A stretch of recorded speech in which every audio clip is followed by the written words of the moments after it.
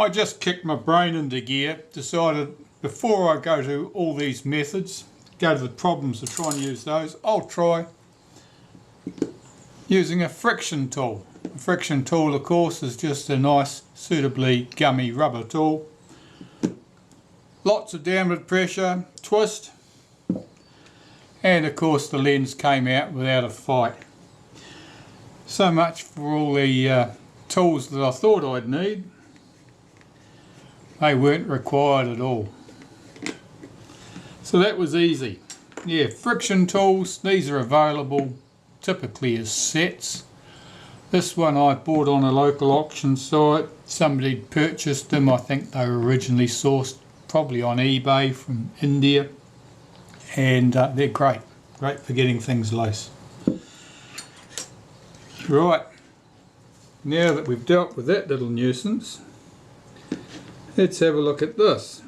So now we're ready to get into the shutter itself. There are 3 lock screws here. They're not screws really, they're just rivets. And see if we can rotate those so that they are not engaged.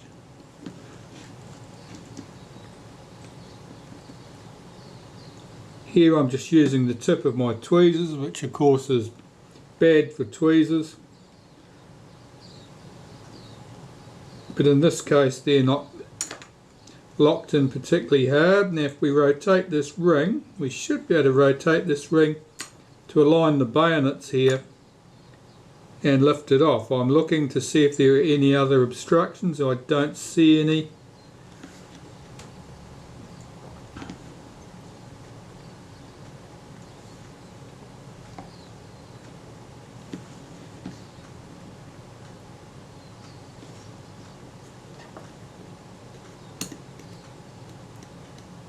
Will it lift off? Yes, it will. So that's the front cover off. This ring, known as the shutter speed settings cam plate, because of all the cam shaped pieces here that work the various levers, we'll get this off. Slide that underneath, out from underneath, and we're into the shutter proper now. Now this is just like, or very much like the shutter you'd find in any of the early Compurs really. This is the larger size, so things are arranged much the same as the self-timer. The shutters you see in the 35mm cameras typically don't have the self-timer.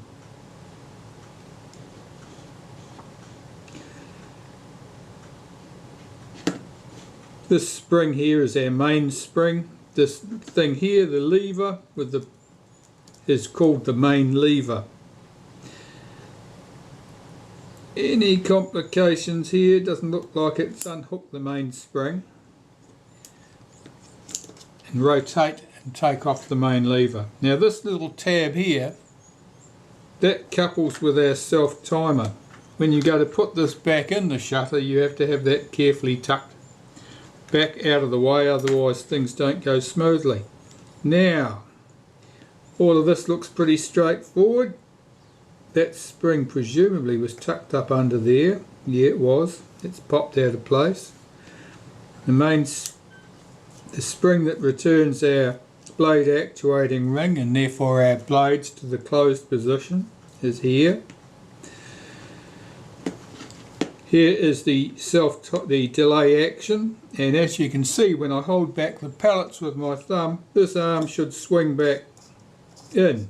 It was exceptionally reluctant to do so, and that's why we had no slow speeds, because it was staying stuck out there, and so the shutter, the main lever just passed straight past here, no resistance at all. It should have been back here so that the main lever contacted it at this point and pushed that back out of the way with its delay and the associated buzz sound.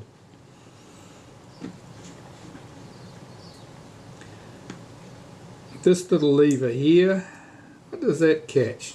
It's certainly keen to lose its spring.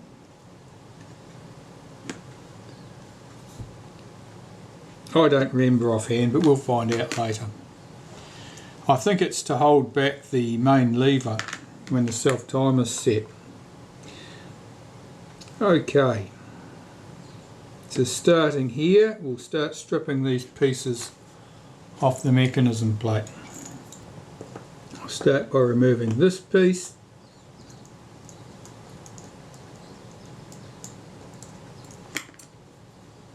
In some shutters, that piece would be the cable release. Doesn't appear to be in this case. See if I can get the screw out from under there.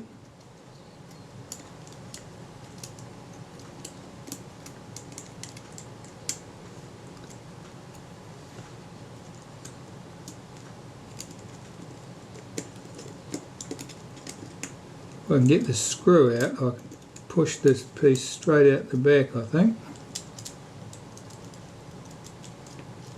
That's better.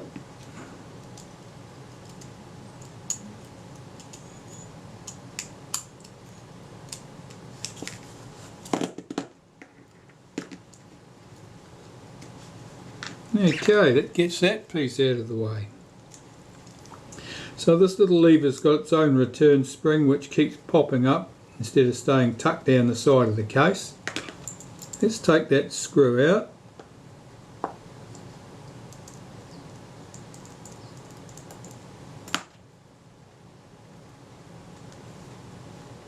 This sits on a post. The spring is trapped, so we can't lose that spring very easily. That's always good to know.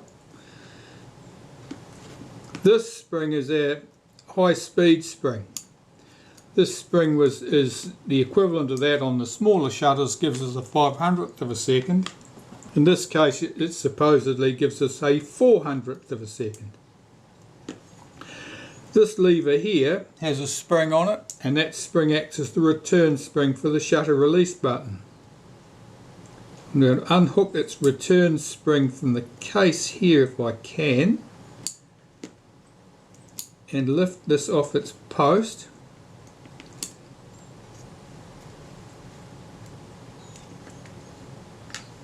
We can lift out our high speed spring.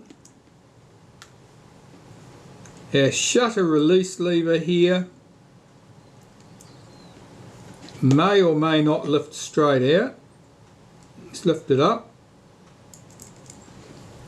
This has got a very fine spring on the back of it. You've got to be quite careful not to damage or lose that. Here we have our B and T levers. And this little lever, that's the catch that holds the shutter in the cocked position until you release the shutter. That's held on with a single screw here. We can have that off the mechanism plate.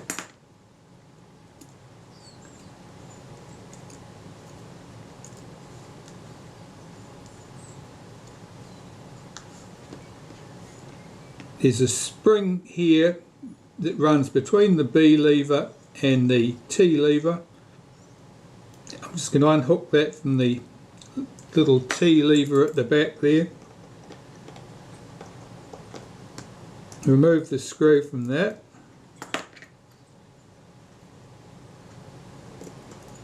That's a shoulder screw. You can be careful to keep these screws. Place them so you know where they go back. And the B lever, I'm pretty sure is going to have a bush in there.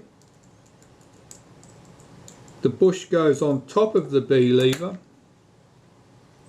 It fits into a recess. It fits into a larger hole in the B lever. And there's our B lever.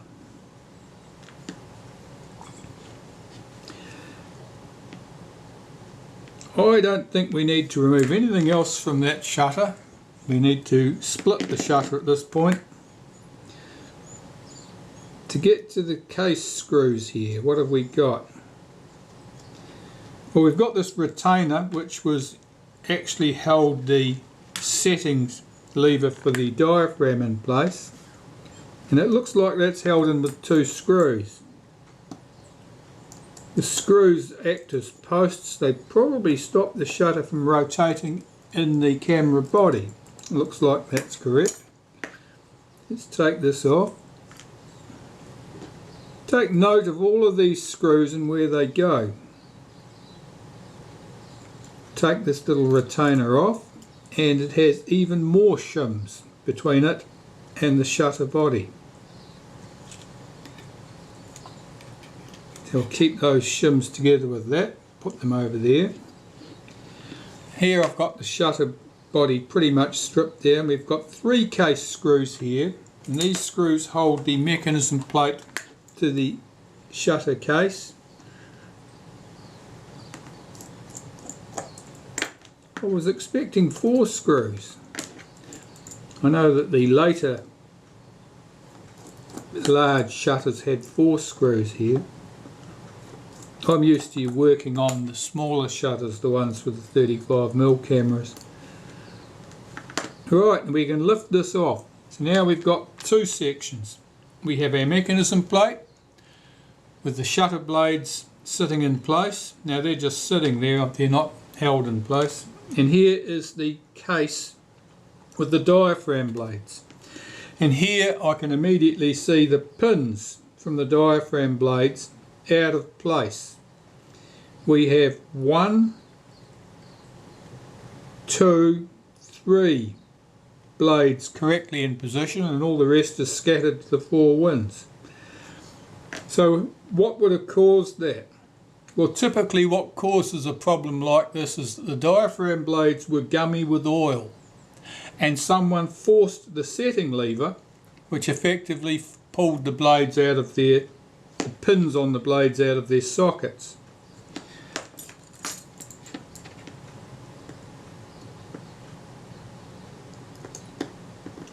Take these screws out.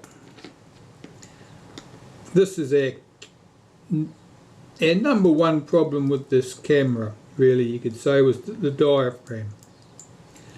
The diaphragm was useless because you couldn't set it, you couldn't make it, you didn't have any round aperture there. Now this is held in place with 3 screws, this plate. I'm looking to see if it's located with anything, whether it has a rivet or anything on there to locate it. It doesn't. I can see that someone has helpfully scratched a little cross mark here, and there's a scratch on the plate at that point, so we know that those 2 have to line up. Okay, exciting stuff now. Let's just tip that lot out. Here are our diaphragm blades. Hopefully nothing's broken. And here's the setting lever here. Now this ring here, there's the coupling. This is very gummy too. That should move smoother than that. It's pretty sticky with grease. But the real problem would have been these blades. The blades would have been oily. They would have been stuck together with that oil. Someone forced the setting and did the damage. Now these diaphragm blades are not the stickiest I've ever seen, but you can see that they're sticky. So these are all going to have to be carefully cleaned to remove. These are also very filthy.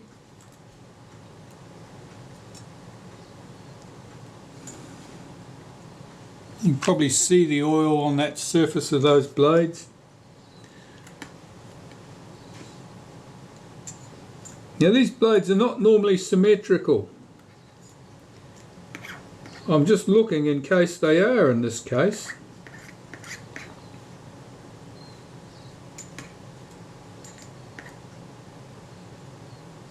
Even when they appear symmetrical, blades sometimes will have a short rivet on one side and a longer rivet on the other. They do look fairly symmetrical to me.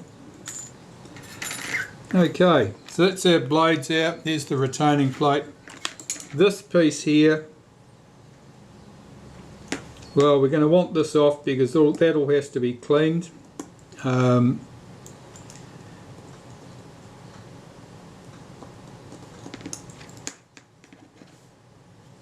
Just hopefully that screw's not stripped out.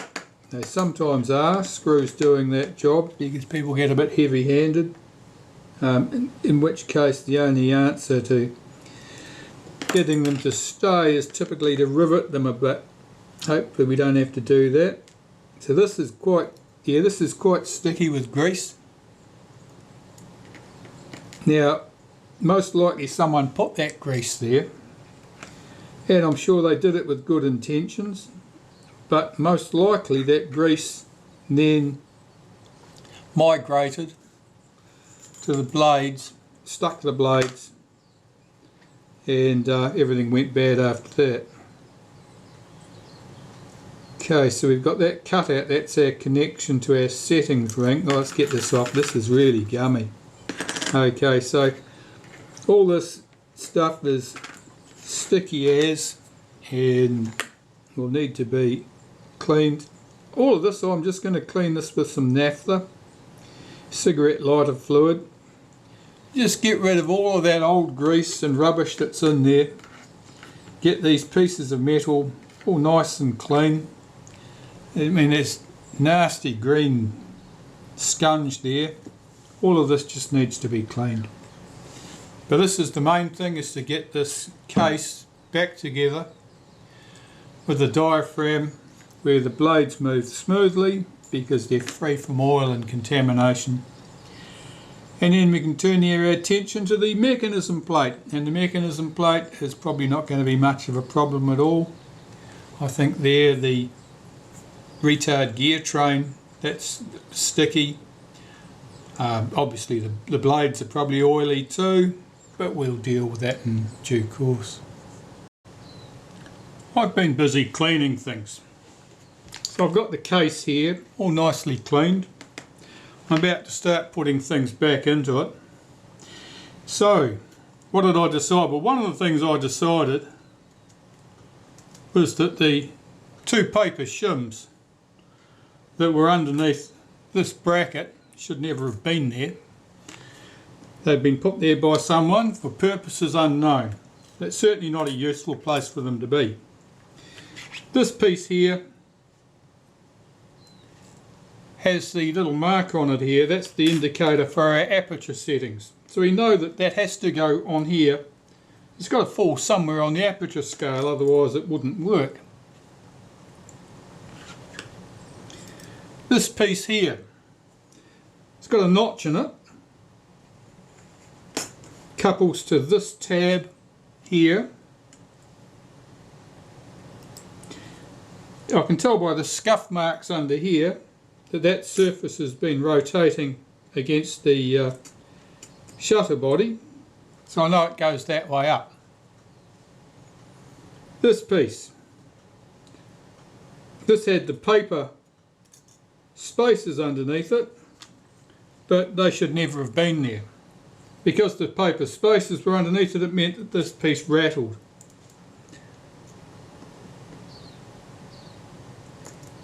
The paper spaces, the holes in the paper spaces are fairly large. They're intended to go over the heads of these screws. So there was never any likelihood that the paper spaces should have gone between the plate here and the shutter body, or the case in this case. So I'll get these two screws in place.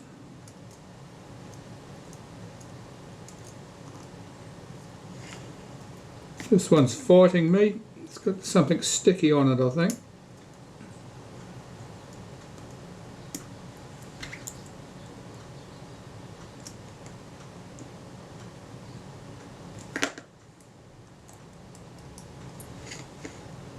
Let's do those two screws up.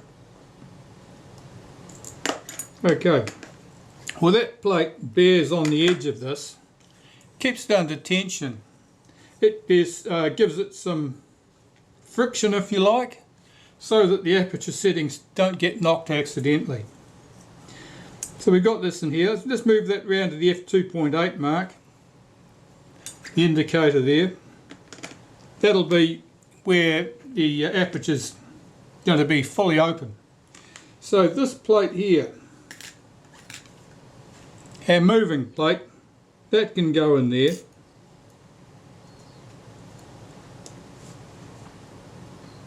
And that's held in place with 2 shoulder screws.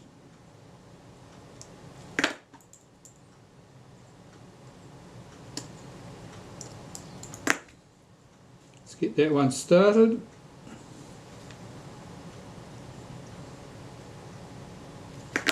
Get its mate started.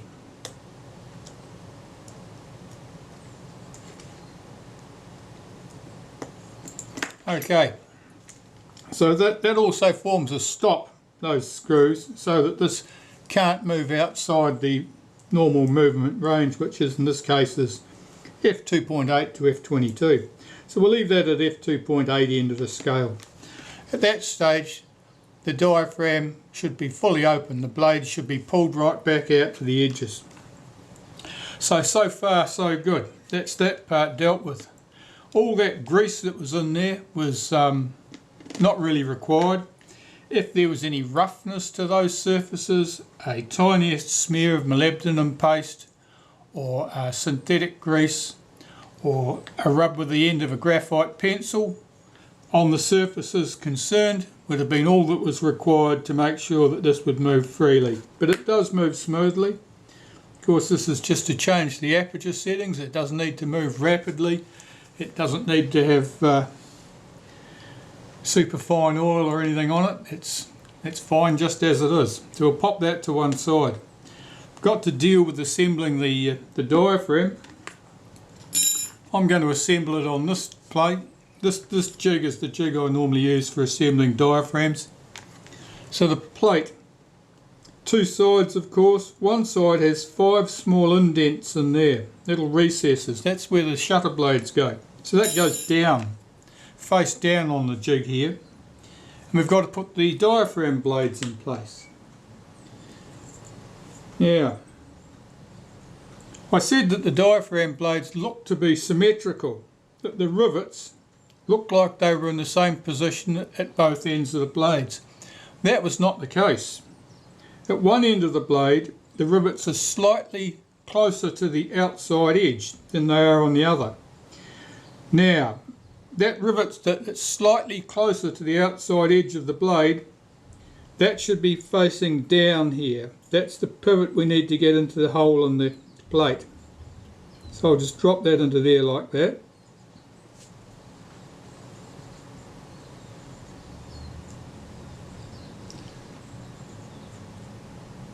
I've got to be very sure here that I'll get these things the right way up as I'm handling them.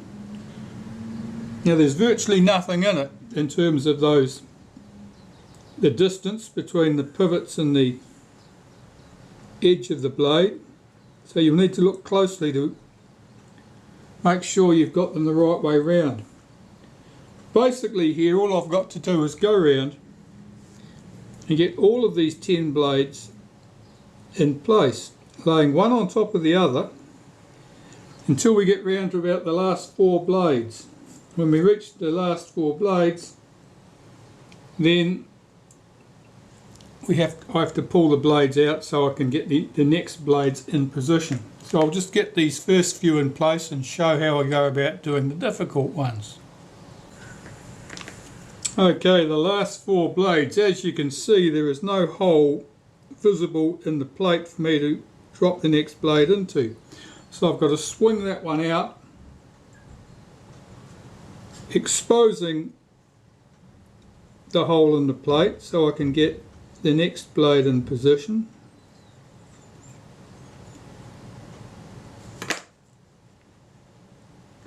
Move around, swing these blades a little bit further out.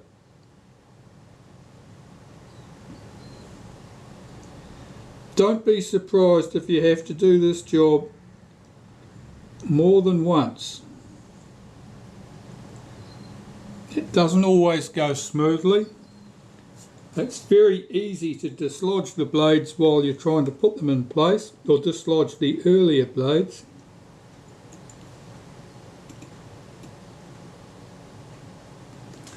And then have to start all over again. That's normal. It's mildly frustrating, but you know, it's just a matter of a little bit of extra time that's going to be involved if it doesn't go smoothly the first time. And anyway, if it was easy, they wouldn't need experts.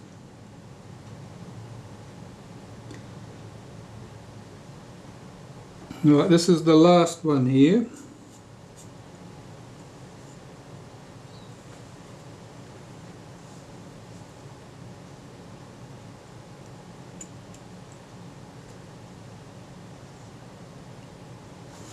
Now the other blades that we've swung carefully out of position, now I've got to lift them back over the top of the new arrivals.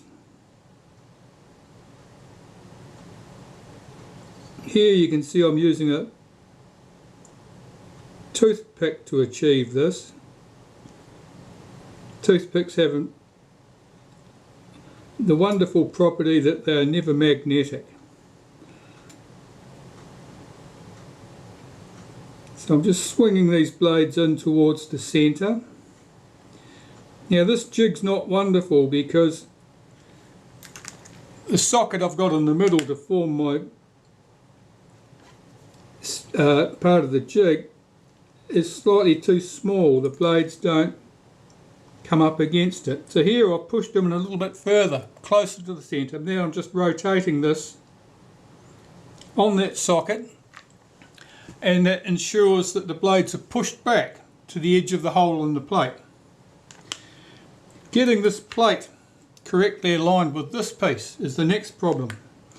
Now if we have a look at the mounting holes on this plate, there's 4 holes actually. 2 holes close together on one end and 2 holes further apart at that end. Now they line up with these holes in the case here. This one, and this one. One of those holes, the 2 that are close together, is blank. That lines up with nothing. So we've got the blades in the fully open position. We've got this piece ready. Here are the 2 holes on that plate which are further apart. I'm just getting that square with me so I can see it. Making sure I've got this plate here with the matching holes here and here for here and here. If I flip this over carefully, I should be able to line up the blades, and I'm giving it a wriggle. Now the pivots should drop into place on that plate if I'm very lucky. Let's flip it over and see how I did.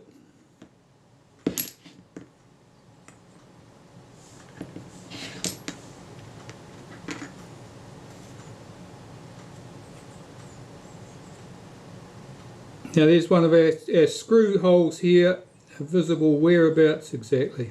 Must be somewhere close.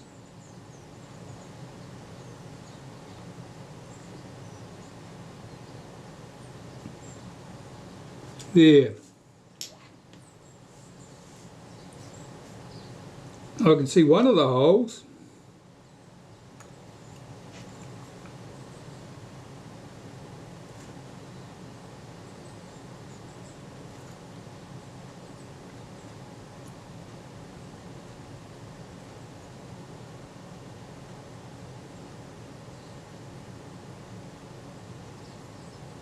That's it there. My 3 screw holes are lined up now.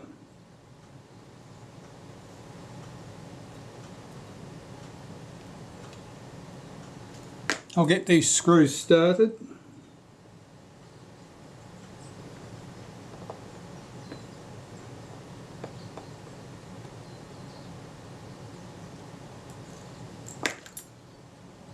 I don't know whether I've got the pivots correctly aligned with that moving plate in the case yet, but I'm about to find out. I'll get these 3 screws in place and run them down very lightly.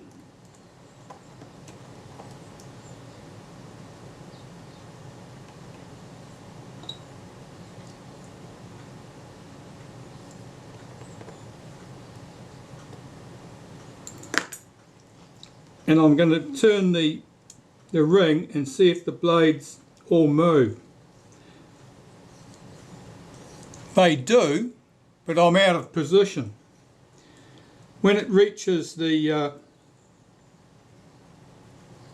smallest aperture setting, you can see that the blades are actually quite well open. And it won't open any further than that. So I've got my positioning wrong there. It means that when I lifted that case on, I put it in the wrong place. So I'm going to have to undo my good work.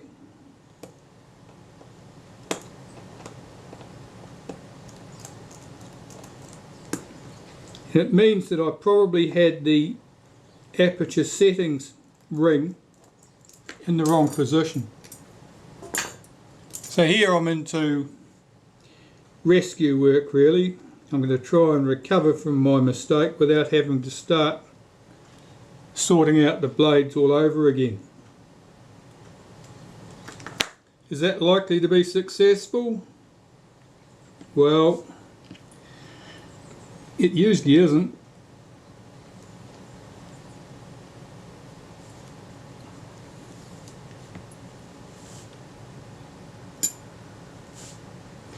So there's my plate. The blades are fully open. Here's the case, and the aperture setting was right round at f5.6 when it should have been at around f2.8. Let's have another go at this.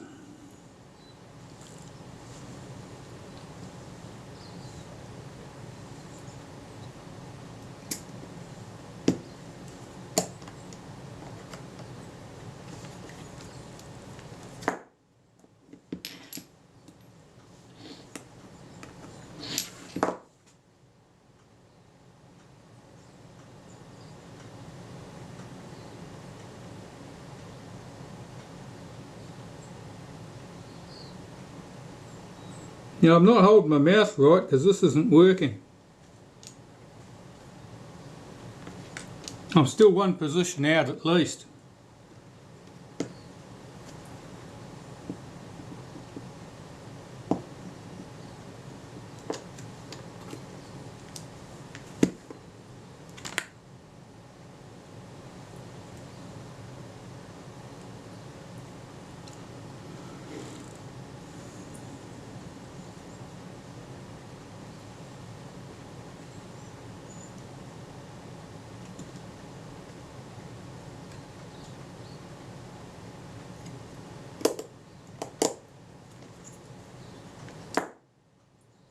Oh, this is looking more promising.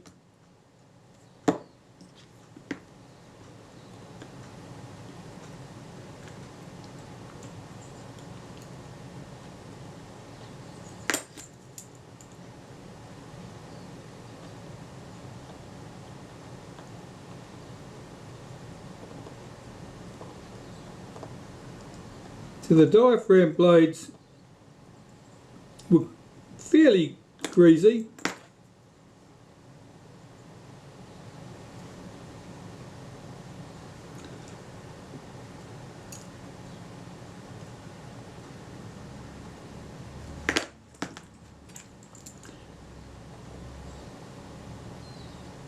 And of course the blades had to be cleaned quite carefully with naphtha to remove any oil and grease from them.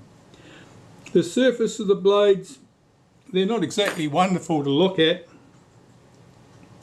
There's light surface corrosion on them, I think you could say. What would have caused that? Well, moisture typically. There's a lot of fingerprints on the moving plate and the fixed plate here. Do those screws up very lightly, back them off just a little bit. Check to see if the diaphragm blades are all seated. Those ones are. This time we're successful. It opens fully at the 2.8 end. At the F22 end it's closed down quite a lot, as you can see. So I can tighten up those 3 screws.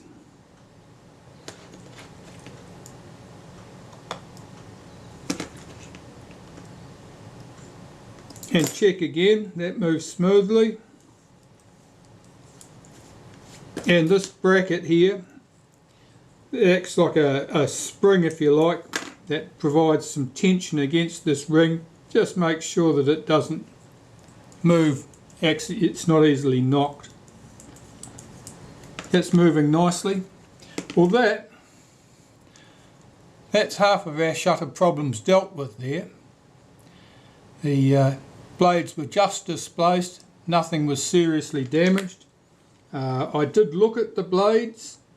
You can certainly see scratch marks here on that plate where the rivet of one of those blades has ground into it or scratched into it because it was displaced. But there's no serious problem there. That's half the serious issues with the shutter dealt with.